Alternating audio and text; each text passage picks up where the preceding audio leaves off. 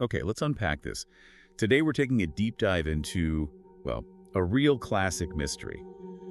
The Roswell incident. July 1947, Roswell, New Mexico. Ah, yes.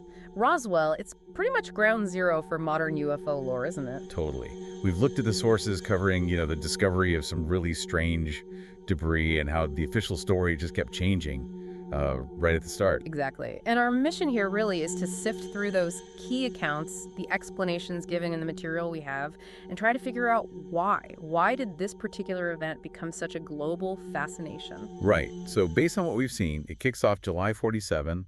There's a rancher finds this, weird debris all over his land near Roswell. And the descriptions are key here, aren't they? What the sources say people reported seeing. Yeah, exactly. It wasn't like, normal plane wreckage. They talk about shiny stuff, really light but strong, flexible. Stuff you could crumple, apparently, but it would just spring back. And, crucially, reports said it wouldn't burn. It just didn't act like any known material. Which must have seemed incredibly strange back then.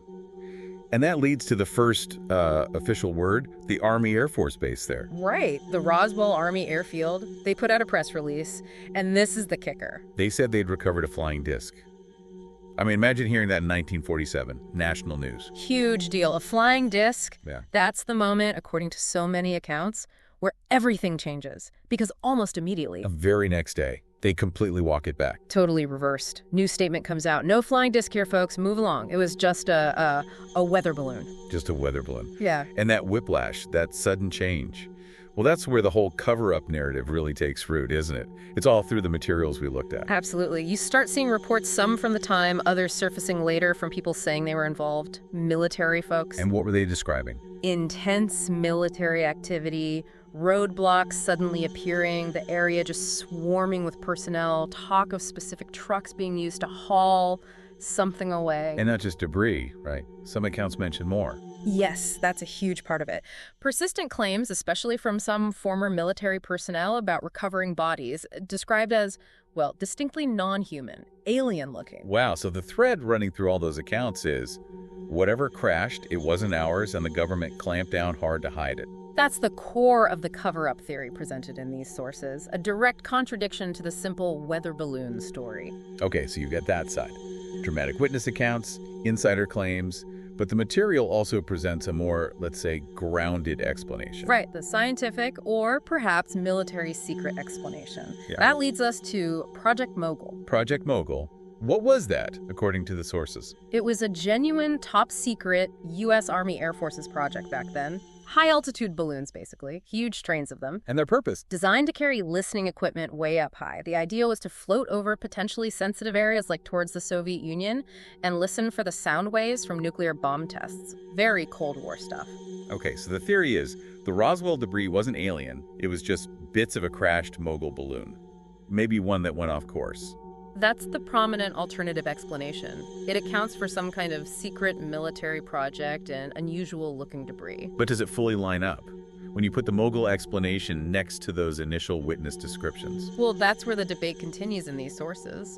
Project Mogul used materials like neoprene, foil strips for radar reflection, balsa wood structures, standard, if advanced for the time, stuff. And the witnesses described? That super strong, flexible, unburnable material, the memory foil idea, those specific properties described by witnesses. Well, proponents of the non-Mogul view argue they just don't match known Mogul materials. And of course, Project Mogul doesn't explain the alleged bodies at all. Not in the slightest. That remains completely outside the Mogul framework.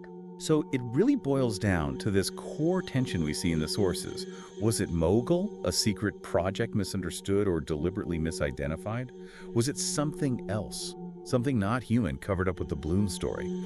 Or maybe just a series of confused events that snowballed? Exactly. And that fundamental conflict between the official line, which changed rapidly, and the persistent, often detailed accounts from witnesses and alleged insiders, that's why Roswell is still argued about so fiercely today. The gap is just significant. It really is.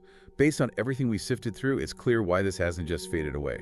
So we have to ask you, listening now, given these different accounts, the strange materials, the shifting stories, what do you think really happened in Roswell back in '47? It's that stark contrast, isn't it, between the official word and what so many people claim they saw or experienced. Perhaps that very gap is what keeps the idea alive, that the truth, well, maybe it's still out there.